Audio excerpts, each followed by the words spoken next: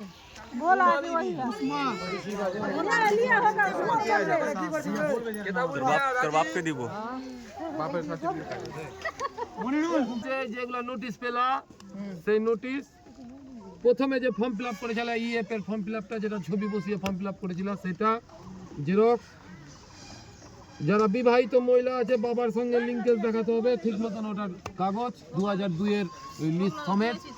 আর যারা বিবাহিত মহিলা নয় তারা 2002 এ যাদের নাম আছে 2002 এর ওই আন্ডারলাইন করে দিবে যে এটা আমার 2002 এর নাম আছে বা আমার বাবার নাম আছে 2002 এর কাগজটা।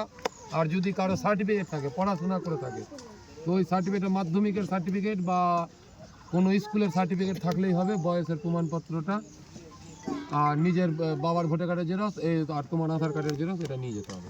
বাবা যদি না থাকে বেঁচে বাবা যদি না বেঁচে থাকে তো বাবার বাবার সঙ্গে তোমার লিঙ্কেজ কোনো কিছু একটা প্রমাণ নিয়ে যেতে হবে।